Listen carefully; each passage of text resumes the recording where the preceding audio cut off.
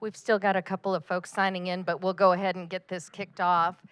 Thank you all for coming. I can't believe how many people we have. I am so glad that you're here.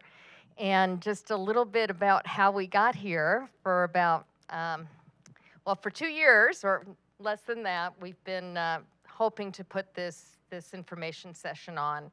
And the reason I felt it was very important stems from my days on the board at Chickering HOA. We have a retention pond, and we've been talking about dredging. And we've been talking about dredging probably for about 30 years, and the time is coming. But as part of those discussions, I met folks, a neighborhood that is upstream from us, Lakemont.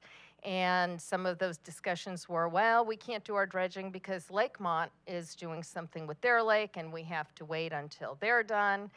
And in the course of meeting them, we found out several things that they were doing. And that information basically saved Chickering probably many years of research because we were able to learn from them. And in the course of all of this investigation, I met these fine people from Brookfield and other neighborhoods that have had the dredging experience, and we started sharing information.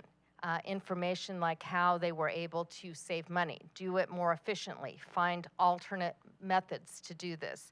And I thought this is the type of information that we would all benefit from if we could get together and create either a group of some kind where we can share information, share knowledge, and share resources. And that's where the city has stepped up, and we've been able to put this together through the hard work of Brian and Sharon and their department. And Lenore's here from ComDev at the city, and our fine speakers, Chuck and Troy. Tyler, I'm sorry, will be presenting today. So this is an exchange of information session. I hope that, I'm not sure if the format will be Q&A at the end, or if Q&A comes up, would it be possible to do it? If there's a very quick question, go ahead and ask it. If possible, maybe wait until the end. There are a couple natural ways we may ask for a few questions, but we want to have a big opportunity because there may be back and forth that would occur. So quick question like, what is that picture? What does that mean? Ask that. Okay. And then as we conclude, I'm not sure what the future brings, but my vision was that somehow if the city can create a platform where we have our own chat room, so to speak, where it's a safe place for people that are interested in dredging to either share information or ask others information, we'd like to explore an opportunity like that. And so that's why we've asked for your emails if you'd be interested in sharing with this group so that we can keep the exchange of information and ideas going. So with that, I will turn it over to Brian. Thank you. Councilmember Hall, I don't know if you introduced yourself, so I just want to make sure. That's Councilmember Christine Hall, who's been a big supporter and primary pusher of us getting this done. My name is Brian Watson. I'm actually the Deputy Director of Environmental Public Works. First time I've said that in public, so that's exciting. I do want to acknowledge all of the other city folks that are here. We've got Sharon Izo, who is the Director of Environmental Public Works. We've got Adam Lyon, who's the Stormwater Utility Manager. Dan Skalski, who is the Interim Director of Transportation. Scott Teachhock, who is the City Engineer, fairly new. Brett Toning, who is a Plans Reviewer. And at some point, I did see Councilmember Morthland, but okay. So those are any other city folks that I've met? Thank you very much. And the nice lady who was right there, who's been checking you all in, that's Brandy. She's also in Environmental Public Works. So again, welcome. I'm so excited that you all are here. I do want to kind of give a little bit more information to our panel here, if you will. We've got Chuck Wilson and Tyler Coates of Schnabel Engineering. I've known Chuck for surprisingly 25 years. And in my expertise, in my opinion, he's probably the one who's got the most knowledge in this area. So the fact that he is doing this for us and for the city is huge. I think he's also worked on many of your all's projects in the past, so we're very fortunate to have him. Nothing against you, Tyler, but Chuck's very good. And then we also have Lenore Bromberg, who's the Deputy Director of Community Development. She is actually going to be talking about the permitting that needs to be done within the city. So we're very fortunate to have her, so thank you very much. So why are we here? And sorry, we just had Mr. Randy Knighton, who's our city administrator, show up, so thank you, Mr. Knighton. So why are we here and what do we hope to accomplish? So I've only been with the city just over a year, but one of the first things that I was tasked with was basically the word dredging. Almost anything that came up with the word dredging, I was asked to help out just because of my previous experience in the private sector. And so been getting a lot of calls, had several conversations with council, and we said, okay, there's a big interest in this. We also noticed that many of the interested parties or applicants, HOAs, who were calling had lakes and ponds that don't meet the dredging assistance policy. So a lot of the calls that we were getting were about the city's dredging assistance policy. And when we kind of worked through those, a lot of folks were saying like, oh, I don't qualify, or that's too expensive, or whatever the thing would be. And we're like, okay, this is another opportunity to potentially get other HOAs together who are experiencing the same thing so that we could, like Councilmember Hall was saying, to exchange ideas. So the city decided to conduct this workshop, and these are just high points. I'm hoping we get things that go on past this, but to educate residents about dredging. I think there's a lot of questions that we get, and surprisingly, you all have the same questions. So let's make sure that we answer them all and so that everybody can kind of get the same information. We also want to educate residents about the dredging assistance policy and permitting. There's some nuances there. We want to make sure that we do the best that we can to clarify what the policy is, as well as all the permitting requirements with the city. We want to get you all together to share experiences. What Councilmember Hall was talking about, there's several HOAs that have either gone through this or that are about to go through this. So this is an opportunity to say, hey, wait a minute, we did this, it didn't work, or we did this and it worked really well. By having Schnabel here, who's got a ton of experience within the city, I think you're also going to see a lot of different practices and techniques of dredging that may or may not be applicable to your HOA, but at least you'll have the full gamut of what can be done. And then last is kind of what we're doing now is, number one, to provide a forum for you all to talk with one another. And then two, and we don't have it ironed out yet, what's going to come after? What is going to be the next steps? We did ask if we can have your email so that we can kind of put you maybe on an email group. But as of right now, we're still working out what are going to be the next steps. So with that, I'm going to turn it over to Tyler, who will start, I believe, right? Yes. Can everyone hear me with this microphone? Pretty good? This is a good volume for everybody.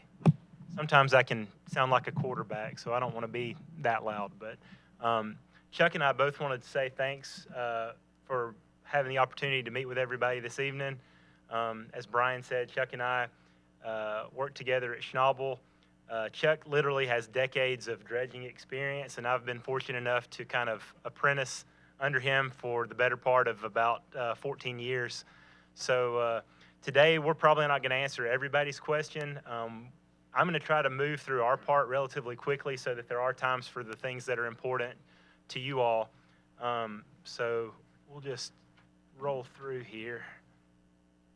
So the main things that Chuck and I will talk about tonight are some planning considerations when you're getting ready to dredge a pond or a lake. Chuck's going to spend some time talking about various sediment removal methods. And later on, not necessarily in our part, but the City of Roswell will talk about the dredging assistance policy. So we'll kick it off with some planning considerations.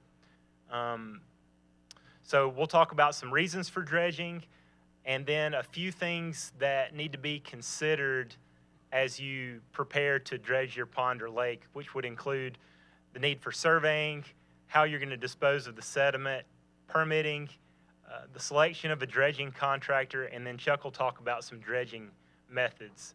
So my next couple of slides, these are some questions that we've kind of developed over the years that are good to ask on the front end to let you know, am I ready to dredge? Or as I prepare to dredge, what are some important issues that I need to consider or think about?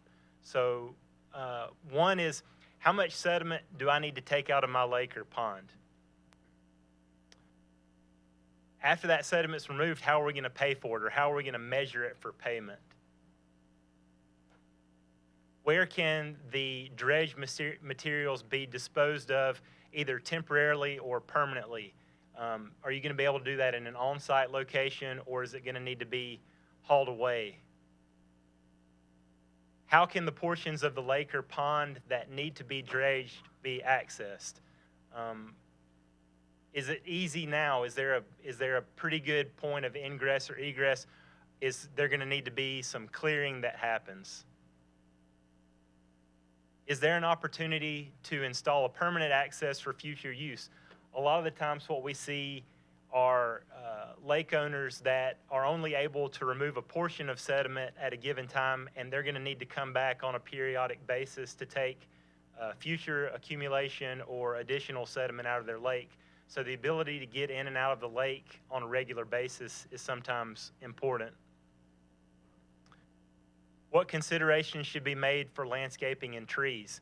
This either has to do with the area around the lake that needs to be cleared to get to the sediment, or maybe you do have an on-site disposal area that needs to be improved after the sediment has been placed. Can the lake be drained or lowered to facilitate sediment removal? Some lake owners do not want to drain their lake. They have a good fish population, or maybe they don't really have a good means for draining the lake and keeping it maintained in a drained state while the dredging happens. So in that case, you have to consider some methods that you could remove sediment with the lake or pond full of water. If you are able to drain or lower the lake, what happens to the fish and the other animals that live in the lake? There's sometimes hundreds or thousands of fish that live in certain lakes. So those are what happens with the fish, or the issues that are associated with draining the lake come into play in that regard. How will wetlands and buffer impacts be handled by permitting and reviewing agencies? Does your lake have enough sediment accumulated in it now where there's wetland vegetation that has established within the historic limits of the lake? Do you need to cross a buffer to get into the lake? And if so, to what extent are you going to be disturbing that buffer in order to get into the lake? So those are some questions that we try to discuss with our clients to kind of get an idea of what's important to them. So there are several reasons for dredging a lake. There are some reasons that are aesthetic in nature. There are some that have some practical reasons. But this is kind of a list that we see on a regular basis for reasons for dredging. You've lost maybe some stormwater storage volume in your lake if sediment has accumulated and is established above the normal pool elevation of the lake. Some people prefer to have a larger volume of water, or they need to improve their current sediment storage capacity. In some cases, dredging can alleviate some environmental nuisances. A lot of the times we see when sandbars or accumulated sediment have elevated to the point where they become kind of an attractive place for waterfowl, And obviously with ducks and geese, there's some issues that can arise because of their presence in a lake. Shallow water is a place where unwanted vegetation can establish. Typically, we see, if the water is usually less than 2 or 3 feet deep, that's kind of an area where lakeweed or even small trees can establish, and then you start losing some of the area of your lake that was available previously. As we discussed aesthetics, maybe your lake is an amenity feature, or it's located on a golf course or some other park area.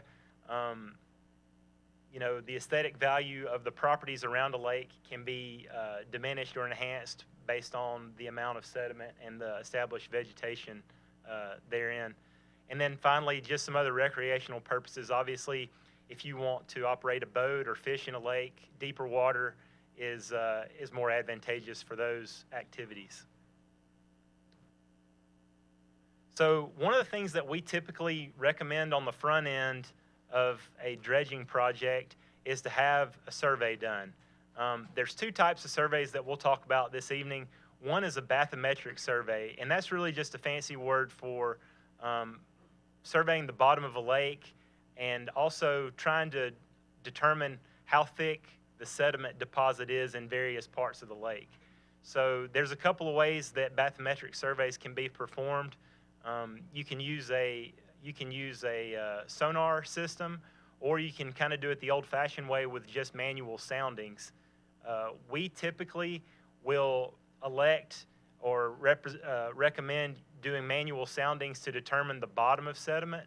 So that just basically consists of laying out a grid of points in a lake and having someone in a boat or a couple of people in a boat with relatively rigid rods that can be pushed down through sediment layers until you meet hard bottom or resistance, what we would consider to be the natural bottom of the lake.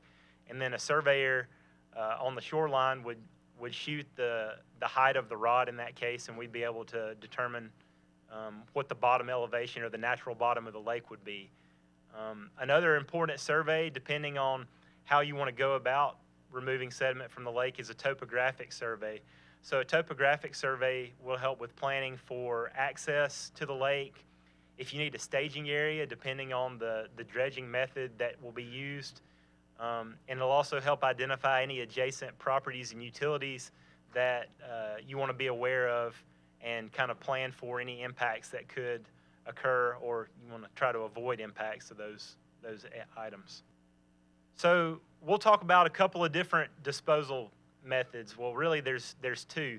You can dispose of sediment that's removed from your lake in an on-site location or off-site. So we'll talk about some of the pros and cons of on-site sediment disposal. So before you decide to dispose of sediment on property adjacent to the lake or in the community where the lake is located, you really want to make sure that you consider a few things.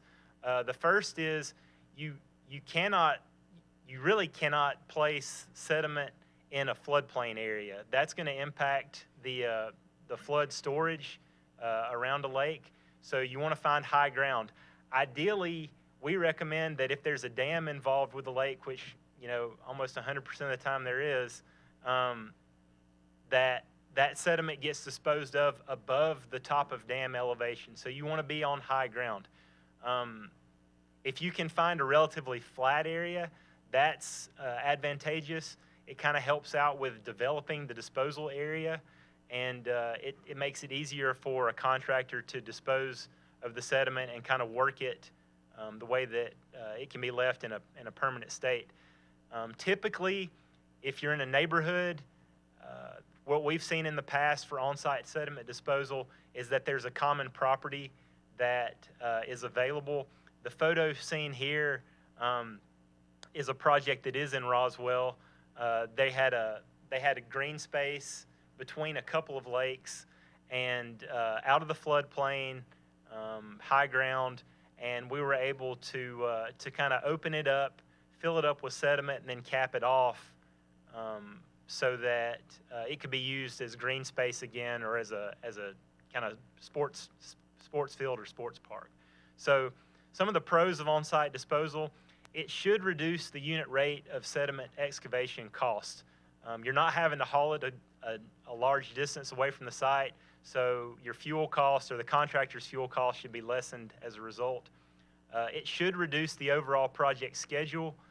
It's a shorter haul route, and you are a lot more efficient with moving the sediment from the lake to the disposal area. And another pro is if you can find the right site, it might be able to be developed for future use. So maybe you get more than one use out of it if things are done efficiently. Some cons with on-site sediment disposal are you have to actually develop the disposal area. You have to identify that area, and you might limit its future use when you do put sediment on it.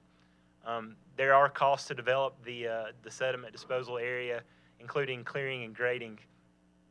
You may need to do some additional permitting in order to use that area, and there's always going to be issues with what that property gets used for. So you may have neighbors that say, hey, we don't necessarily like the idea of having sediment disposed of either next to our house or in this common area that was being used for something else. The other option is to have the sediment hauled off site. So that would make the dredging contractor responsible for identifying an approved disposal area and then hauling the materials away. So the pros of the off-site disposal are you don't really have to worry about it after it's taken out of the lake. It goes away and you don't have to deal with all the cons of on-site disposal, which we talked about, developing the site, permitting, maybe some adjacent property concerns. The cons of off-site disposal, you're likely going to see a higher unit rate for removal. Right now, there's a ton of uncertainty with fuel prices. It's really always going to be that way. Having a work that was, we're seeing right now work that was quoted on at the end of last year that's been delayed is becoming more expensive to perform just because of fuel prices. There's probably going to be a longer removal schedule. It's going to be, predicated on how many trucks the contractor's going to be able to use and how far he's having to haul it to his disposal area.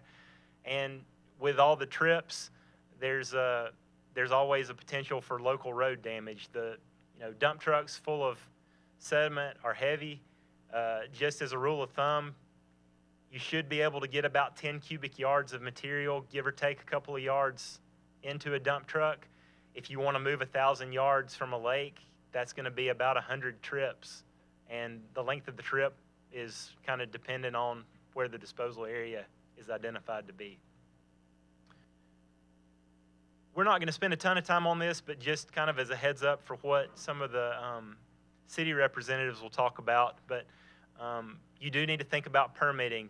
At Schnabel, we do not recommend dredging lakes without acquiring the proper permits. We've seen people try that in the past, and it's painful. And painful when you get caught. Right. It's nice if you have issues with neighbors or upstream or downstream property owners or the government to have a piece of paper in a file that says that you have permission to do this. It's not a difficult process in a lot of cases.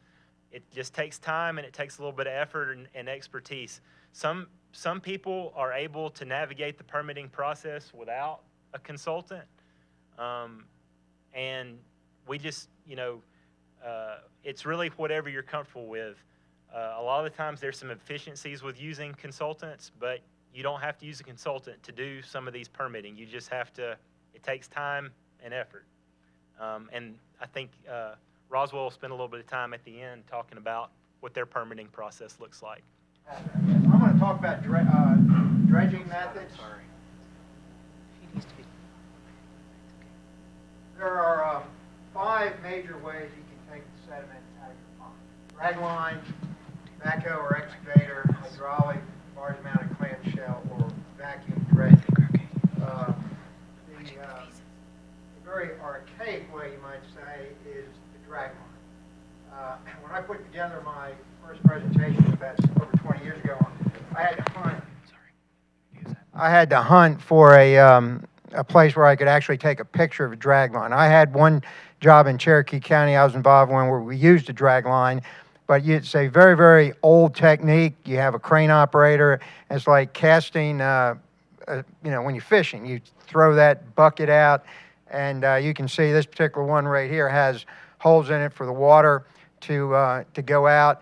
The thing about it is there's hardly anybody in the state that can operate this right now. In fact, when I was hunting around for this, this was in the Martin Marietta Quarry, and the operator was from Florida. And so I just wanted to point it out that this was a very old method. You will probably not see it around. You can see what we're dealing with the crane. Lots of levers in there, a really skilled operator. You can see the advantages. The lake doesn't have to be drained, and you can get a relatively wide reach from the shoreline if the guy's skilled enough to throw out that dragline bucket. But a whole list of disadvantages. The big one, of course, being the limited number of operators. Usually you can't get around the lake. Trees along the shoreline limit use. It's just not used that much anymore. The next one is probably the one that most of you will see most of the time. This is the backhoe or excavator, long reach backhoe. These, the big backhoes that you see on construction sites probably have about a 25-foot reach. The long reach backhoes here can have a 75-foot reach. The reason is that you're pulling sediment out. Sediment is not, compacted, or you're not digging hard soil like you do when you're putting in a sewer line and stuff. So these long reach backhoes can reach out a long distance. You don't need the power that much on your boom. They can reach out, like I said, about 75 feet. The advantage is very rapid production as long as you got a good operator and lots of trucks to haul it away. It's a very common piece of equipment. Sometimes the lake doesn't have to be drained if you can get it, around the shoreline. Disadvantages, again, limited reach if your lake's not drained. When it is drained, you do have some accessibility, mobility problems. We have one project in Sandy Springs that they wanted to drop the lake level, but the lake level was so steep, okay, it was in a real steep valley that we really couldn't, it was uneconomical to build a road to get the backhoe to all the areas of the lake. So, we couldn't use the long reach backhoes in that particular case on certain coves. The other thing is sometimes trees can be a problem if you're trying to go around the lake and without draining the lake. And obviously, if the lake is drained and you're in the lake trying to pull out sediment, the production can be weather sensitive. The third type is hydraulic dredging. Most people think about hydraulic dredging, this is what the Corps of Engineers do when they dredge Charleston, the Savannah, all the big ports, okay? So, you get these big dredgers, they're pumping sand. They now have dredgers that are very small, compact, that can do a lot of lake dredging. And you can see the advantages right there, relatively low cost per cubic foot removed if it's on-site disposal. Obviously, the lake doesn't have to be drained. Why? Because you're floating the dredge around. The work is not sensitive to weather, okay? It can be pouring down rain and they can be out there dredging. Good production once the operation's set up. The disadvantages, and this is the big disadvantage, you are pumping a lot of water, okay? Anywhere from 80 to 90% of the water to move anywhere from 10 to 20% of the sediment. You need space for the disposal bag or a disposal pond. You have the turbidity issue of creating the muddy water. Now, and this is the big one right here, it doesn't address large organic debris. Leaves, trees, sticks, stumps, trash. You got to understand that cutter head's probably, help me, John, what is it, about 10, 12 inches in diameter? But the thing can get clogged up. They got a cutter head. And in fact, we have some lakes that we do selective dredging. When you have a cove where you have a lot of accumulated trash, you want to go in with either a backhoe or, and I'll show you the next slide, a clam or a barge-mounted clamshell to get all the debris. This is really good when you're in open water where you got a lot of sand, you got a lot of silt, and it's easy. The other thing too is that you know, if the operator's not smart, they can get their system clogged up pretty quickly. If they hit a stump, they can tear the thing up. So there's some maintenance considerations. The advantage that just hire a contractor that knows what he's doing with this type of work. Again, I've talked about all the advantages and disadvantages right there. There's a picture of it. They pump it, and there's your discharge hose right there. The beauty of this is that they can pump this stuff a long way, and the contractors can get very ingenious on how they can pump this. You can see it going through a culvert right there. They can also put booster pumps, okay, in these lines to add extra hump to get it to where you want to dispose of it. And this is, again, another project. We use this as a disposal site where we brought the material in. The water filled this up, the sediment dropped out, and then we recirculated the water back into the lake. This is the discharge point. You can see how muddy that water is, but we've got polymers going in there to try to abate some of the turbidity problems in the pond, help settle the thing out.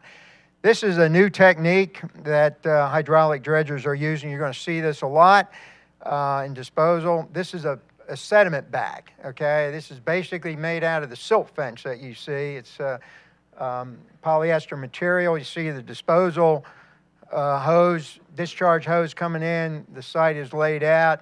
The ground is protected. They see they got silt fence, and then they just start pumping the sediment in, and guess what? It fills up, okay? Kind of neat.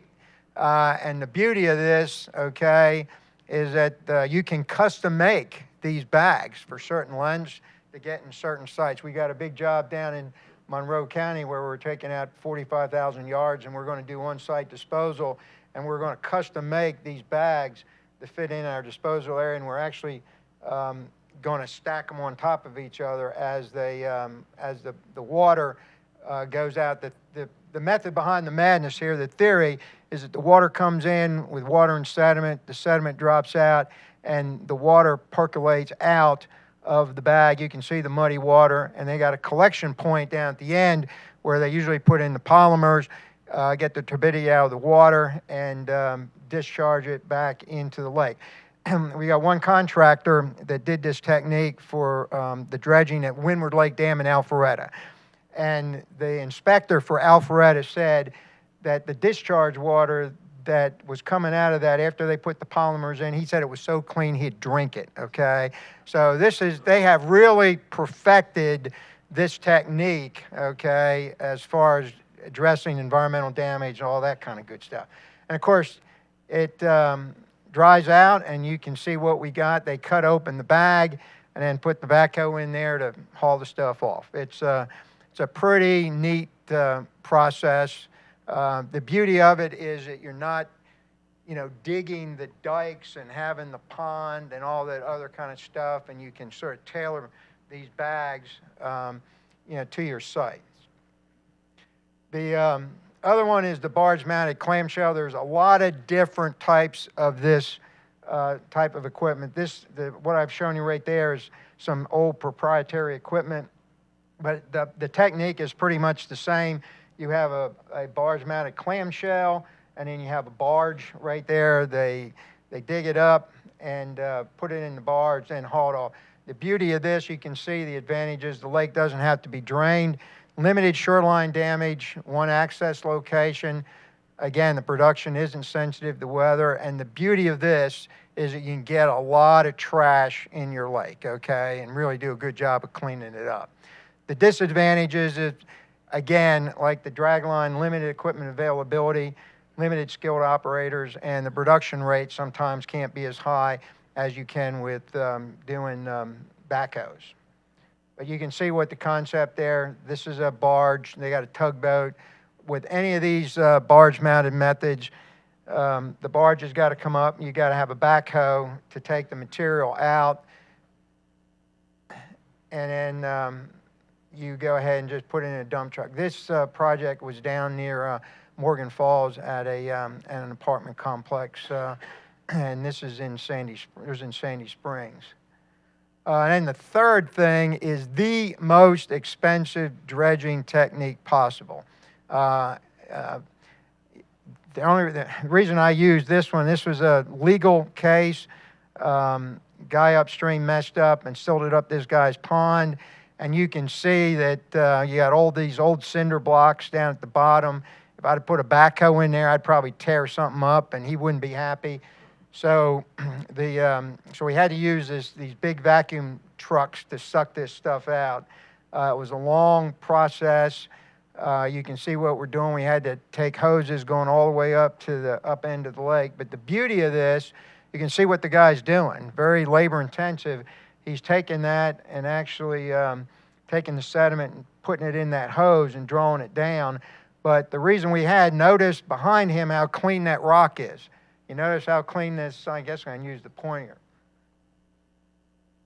See that clean rock, clean rock? We were cleaning all this out to surgically basically clean off, all this rock up. You see that moss right there? We went in and cleaned, there was ferns around here, so it was a very precise surgical operation to clean this thing out. We went ahead and took hoses and washed off all the rock and got the sediment and sucked it out. It was a lawsuit.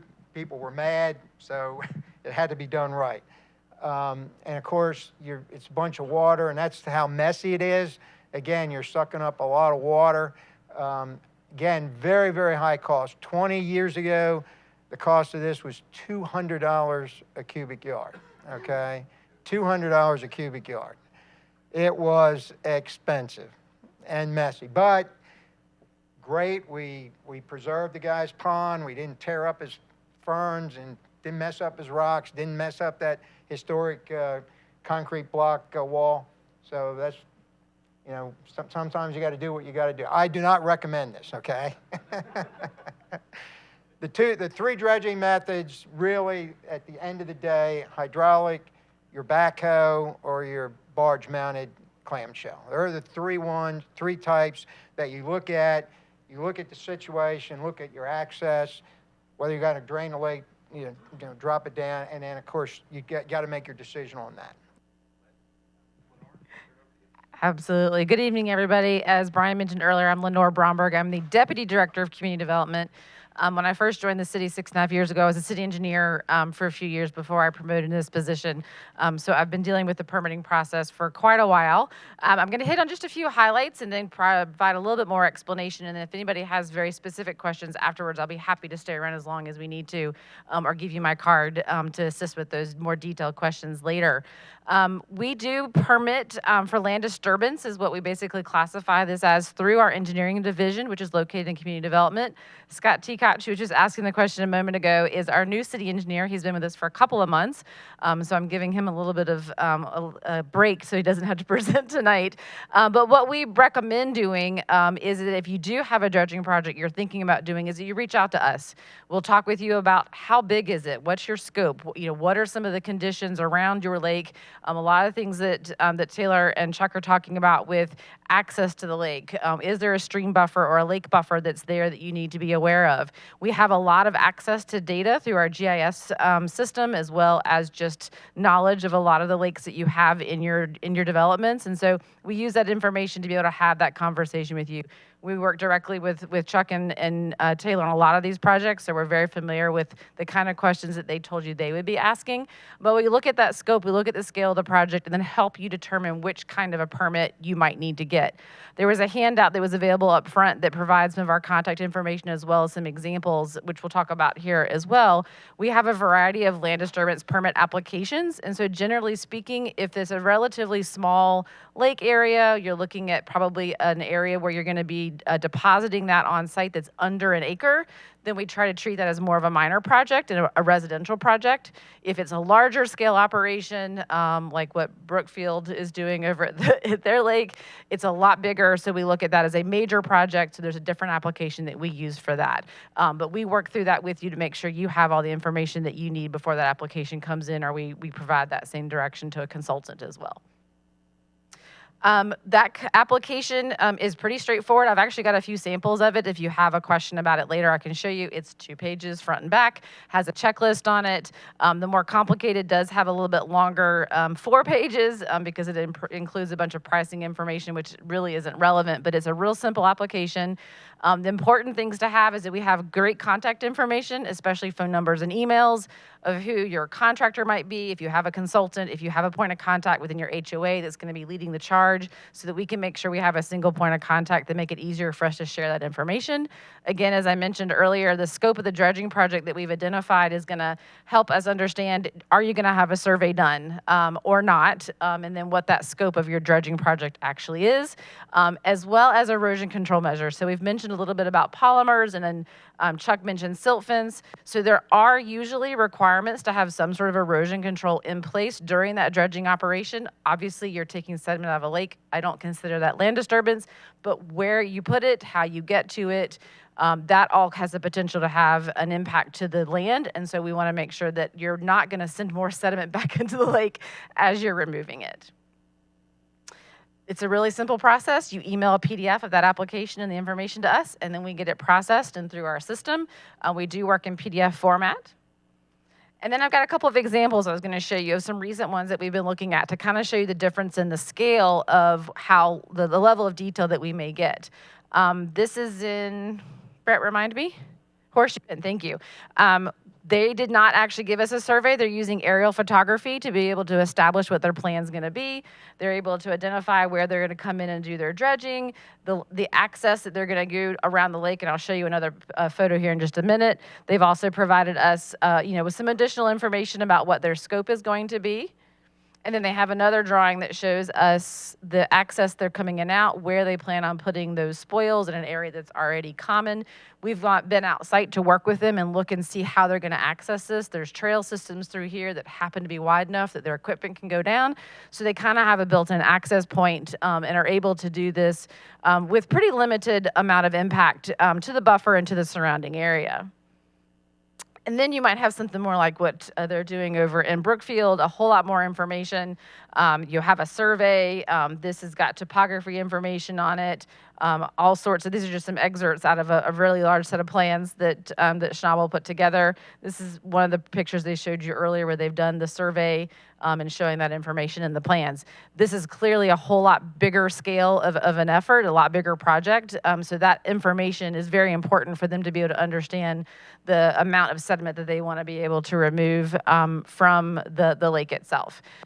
That's it on the city permitting part. I'll quickly touch on the other permits that might be involved, which were on a couple of slides that Taylor was talking about earlier, and that is whether or not you need a permit from the U.S. Army Corps of Engineers, or if you need to get a buffer variance from the Georgia Environmental Protection Division.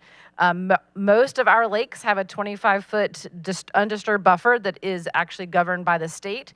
We, as a local issuing authority, make sure that that is protected and that those buffers have a buffer variance if you need to. So, for example, if you needed to clear trees within that buffer to be able to access the lake, depending on the scale of that, you might need a stream buffer variance from EPD. So we would make sure that you understand that and understand the process for how to go through that. Most of the times, if it's an existing lake or pond, especially if there's a stormwater capacity to it, then the U.S. Army Corps of Engineers has a whole list of what they call nationwide permits, where they've already categorized and said, if you have this kind of a project you're doing and it's this size, then you do not need to do anything to notify us. If you're above this size, you do. So we kind of work through that. We usually recommend, as we were talking about earlier, you have a piece of paper that says that you've checked on everything, that you do reach out or have somebody, a consultant, reach out for you to make sure that the information that they're sharing, as far as the impact with the lake, that it doesn't trigger some requirement from the U.S. Army Corps of Engineers that does require a permit. If it has turned into wetlands, chances are you're going to need a permit. If you are doing anything that involves the channel of the stream coming in and out of your lake, chances are, depending on the size of it, you're going to need a permit. So again, it depends on the scope of your project, but we've got staff who will be able to help you work through that. So I'm Brian Watson, because it's been a while since I've talked. I'm going to go briefly over the dredging assistance policy. There were handouts when you came in. Hopefully everybody got one. The dredging assistance policy, the city does have one. It's outlined in our Code of Ordinances under 24.6.1. And to summarize, it's very short, it's only 4 pages, but to summarize, Roswell may assist property owners in dredging lakes and ponds by having a portion of the cost of sediment removal or related construction costs as deemed appropriate by the city. So there's a lot of good words in there that the city has, but again, there is a policy, and this summarizes that policy the best I could. So what lakes and ponds qualify? Because we've actually talked about several different types of lakes, Brookfield probably being one of the larger ones, and some of the others that we talked about earlier, some of the smaller ones.